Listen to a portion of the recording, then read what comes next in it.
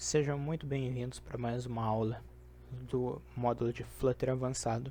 Essa é a terceira aula. Se você chegou até aqui, parabéns. Antes de começar essa aula, eu tenho alguns recados e avisos, beleza? Então vamos lá. Eu queria começar, se você não percebeu até o momento, esse curso ele é um curso bem mais avançado, bem teórico. Então ele vai começar bem teórico. Para quem me acompanha lá pelo LinkedIn, já sabe o roteiro das aulas que vai acontecer. Se você ainda não sabe ou não me acompanha no LinkedIn, aqui na descrição do vídeo tem o meu contato. Então me adiciona lá no LinkedIn, pode me chamar para bater um papo lá, eu sou super aberto para isso, beleza? Se você está sentindo muita dificuldade com essas aulas, eu sugiro vocês a parar aqui mesmo, não continua, que a tendência agora é ficar cada vez mais difícil. Vai lá no canal da Flutterando, o canal onde eu sou coordenador. Lá a gente tem diversos vídeos sobre assuntos iniciantes, intermediários e até avançados de Flutter. Então é um bom lugar para vocês começarem, beleza? Depois que vocês se sentirem bem preparados, volta aqui comigo e aí a gente vai realmente avançar cada vez mais, beleza? O tema de hoje ele é um tema bem teórico, hoje a gente não tem prática. E é um tema super básico que a gente precisa ter. Eu não conheço um desenvolvedor avançado, realmente, um cara sênior, que já está há muito tempo no mercado, não com Flutter, mas com outras tecnologias, que não se pergunta como o framework que ele está trabalhando, como a ferramenta, a linguagem que ele está trabalhando funciona por debaixo dos panos. Então, esse tema que a gente vai abordar hoje, Dart VM e formatos de build, que ele tem um tema bem complexo e avançado. Eu tive que diminuir o mínimo para trazer no formato de um vídeo que ficasse claro, dinâmico e simples para vocês entenderem, tá? Então eu também vou deixar na descrição do vídeo o meu Notion, onde eu faço o roteiro da aula e lá eu tenho muito material a respeito dessa aula. Lá tá bem esmiuçado, tópico por tópico e muito mais ainda do que a gente vai ver aqui, beleza? Então hoje eu tentei ser o mais didático possível, então vocês vão ver que tem slides aí que tem bastante coisa. Então eu tentei ser o mais didático para tentar ser o mais simples também possível. Eu vou tentar trazer também os exemplos que eu vou dar ao mundo real para a gente realmente conseguir entender de forma simplificada. Beleza? Então, vamos começar. Flutter, Dart VM e Build Just in Time e a Read of Time. Beleza? Então, o que é a Dart VM? Como o nome já diz, Dart VM ou Dart Virtual Machine é um conjunto de ferramentas necessárias para a execução do código Dart nativamente. O que isso quer dizer? Quer dizer que a Dart VM é responsável por proporcionar para a gente, desenvolvedores, um ambiente de execução para linguagens de alto nível. No nosso caso aqui é o Dart, certo? Um exemplo aqui que a gente pode pegar é o código Dart, ele pode ser compilado em código de máquina utilizando uma das pipelines que vem dentro da VM, que é para build a Read of Time. A gente utiliza essa build, eu vou falar dela mais à frente, mas só para dar um spoiler, a gente utiliza ela quando vai fazer a build de release, por exemplo. Então, o Dart VM, a gente informa o Dart VM, por favor, faz a build a Read of Time para a gente, a IoT, e a Dart VM vai produzir ali um IPA no caso do iOS, por exemplo, ou uma APK do Android. Esse código ele já vai bem reduzido, bem otimizado para ser compilado ali, para ser executado dentro de uma Dart VM embarcada que vai junto, que ela é bem reduzida, ela não tem mecanismos de compilação, é incapaz também de carregar código Dart dinamicamente, que seria aqui o caso do JIT, que é a outra forma de compilação que a gente vai falar a seguir. Mas, em resumo, a Dart VM é isso. É um mecanismo capaz de executar código Dart alto nível e transformar em código de baixo nível ali para se comunicar com os hardwares ou com as plataformas que a gente vai conversar. Beleza? Então, como que o Dart executa esse código? Eu trouxe aqui essa parte, ela está bem teórica, está bem complexa, mas para resumir para a gente, o importante para a gente tem que se ligar aqui em duas coisinhas. No JIT, aqui, a primeira forma, código fonte ou binário do kernel usando o JIT, que é o Just in Time, e o Snapshot IoT, a Read of Time, beleza? Então, a grande diferença dessas duas formas que o Dart executa é o momento que ele vai compilar o código para a gente, o momento que ele vai falar para o sistema que ele vai fornecer o código ali de baixo nível, beleza? Então a gente vai ver que nesses dois tipos de build, ele executa em momentos diferentes a compilação do nosso código, tá certo? Antes de partir realmente para build, para os tipos de build que o Dart possui, que a gente normalmente trabalha, eu vou falar um pouquinho de build. Então, build, ela é a etapa que é realizada durante ou após o desenvolvimento da nossa aplicação. É um momento onde a gente avisa o Flutter que gostaríamos de testar o que estamos fazendo em um dispositivo ou gerar uma versão final do que a gente desenvolveu.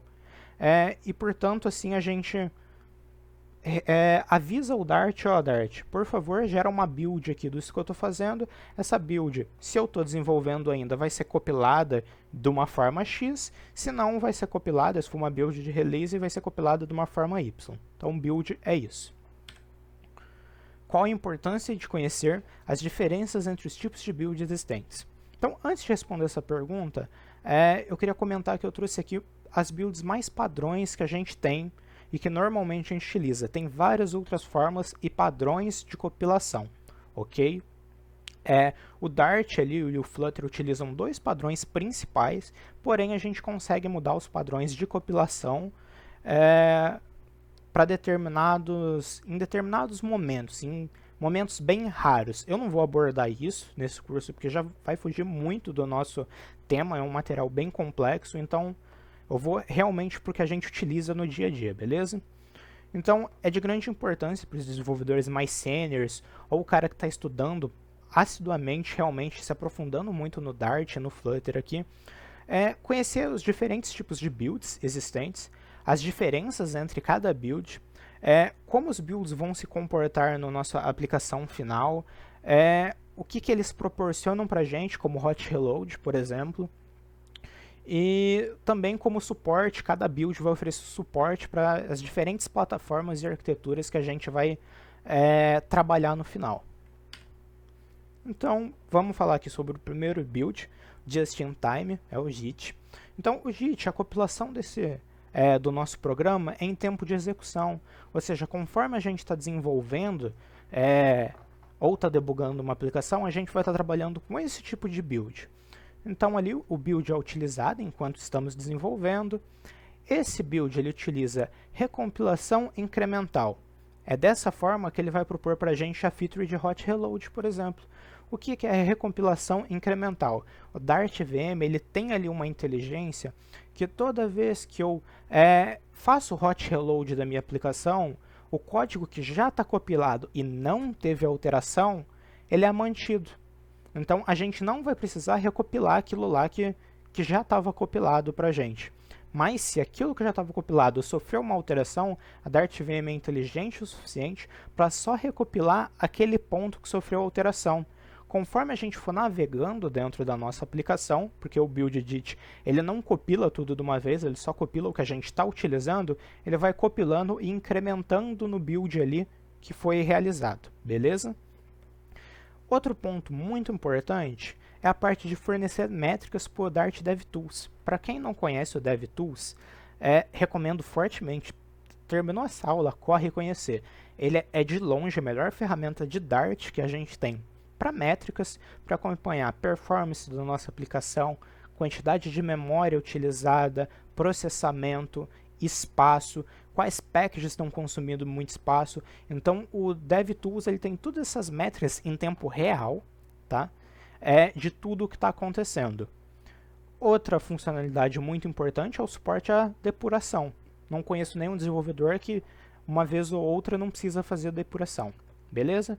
Então o JIT, falando a grosso modo, ele fornece para a gente tudo isso que a gente comentou, hot reload, hot restart e depuração. Beleza? Vamos agora falar do Build Ahead of Time, IoT. Então, nessa build, a compilação do programa acontece antecipadamente. Ou seja, essa é a build que a gente utiliza depois do ciclo que a gente já desenvolveu a nossa aplicação. A gente vai gerar agora um executável dela, vai gerar ela em modo release, certo? Então, uma das vantagens dessa build é que ela tem um baixo tempo de inicialização. Diferente, por exemplo, da build Edit, que a gente acabou de ver, que conforme eu vou utilizando, ela vai fazendo ali a build um pouquinho antes da gente precisar. Por exemplo, a gente vai utilizar uma tela, ele compila aquela tela. Aqui não, aqui tudo já está compilado antes da gente precisar. Então o tempo de qualquer coisa é muito mais rápido. Por isso que animações em modo release são mais performáticas, que a nossa aplicação é mais performática e tudo mais. Certo? Então, outro ponto importante aqui, esse é mais a título de curiosidade, tá? O Android utiliza a API NDK para fornecer suporte à arquitetura ARM e x86, enquanto o iOS utiliza a API LLVM para fornecer então suporte à arquitetura ARM. Beleza? Isso é mais a título de curiosidade mesmo, para a gente saber como o Flutter ali por baixo, qual que é a API que vai escrever ali o código em Android e o código para iOS no caso. Beleza? Agora a gente vai falar um pouquinho mais especificadamente do Android e do iOS, o processo de build e qual que é o padrão de build que eles utilizam, tá? Existem outros padrões, foram o Core JIT e o IoT Assemble que está ali. Então tem outros padrões, só que a gente normalmente trabalha só com esses dois, tá? Caso vocês sintam interesse de conhecer os outros padrões de compilação, eu vou deixar aqui na descrição todo o material de referência que eu peguei para montar essa apresentação para vocês. E lá tem um artigo explicando todos os padrões de compilação que o Flutter e o Dart oferecem para a gente, ok? Então, o Core JIT do Android, ele é um mecanismo capaz de pré-compilar o código para a arquitetura conforme necessidade. Ou seja, é o bundle ali que normalmente a gente conhece. Então, o Android também pode trabalhar com o IoT Assemble, porém esse build não é o padrão, pois seu resultado de build final ele acaba sendo muito grande. Por quê? Porque essa build ela vai englobar todo o suporte a todas as arquiteturas. Então, se a gente trabalhasse com esse cara, ele ia gerar para a gente uma APK, por exemplo, extremamente grande e gorda, com suporte para todos os tipos de arquiteturas de dispositivos Androids que existem. Beleza? O outro modo que existe aí falando do iOS é o IoT Assemble. Esse método é interessante a gente comentar que a Apple Store do iOS ela não permite distribuição dinâmica de código binário. Ou seja, é o famoso Core JIT ali que o Android utiliza. Então, no iOS a gente tem que falar todos os suportes de arquitetura que a gente vai fornecer. Por isso que em muitos casos a nossa aplicação de iOS fica ali com um resultado final muito grande, muito gordo, porque ele já vai ter tudo pré-compilado ali, as arquiteturas que ele tem suporte. Então, terminando aqui, o código já vai buildado, com uma pré-configuração da arquitetura e todas as informações necessárias para rodar nos dispositivos iOS, com seus respectivos códigos nativos pré-compilados. Beleza? Então, eu espero que vocês entenderam um pouquinho, absorveram um pouquinho desse conteúdo. É um conteúdo muito denso, é um conteúdo bem complexo realmente, tá? Essas fontes aqui eu vou deixar na descrição do vídeo também. Espero ter ajudado quem aí tinha um pouquinho de curiosidade sobre. Se ficou qualquer dúvida, me procura lá no LinkedIn, me procura ali no Telegram, que eu estou totalmente à disposição para debater sobre e tudo mais. Eu não abordei aqui a parte de desktop nem web, porque no momento que eu estava fazendo essa aplicação, eu fiz antes de sair o Flutter 2.0, tá? Eu já tinha toda essa base pronta. E não é algo que eu trabalho no dia a dia com web e desktop, não fazia muito sentido para mim me aprofundar disso nesse momento. Mas eu também conheço um pouco como funciona lá, tá? É mais ou menos essa base que a gente acabou de ver agora. Se surgir qualquer dúvida, me procura lá que depois eu posso fazer uma outra aula explicando como que funciona já por debaixo dos panos, então, nossa aplicação, tanto web quanto desktop. Beleza? Qualquer dúvida, fico à disposição. É isso, abraço, até mais.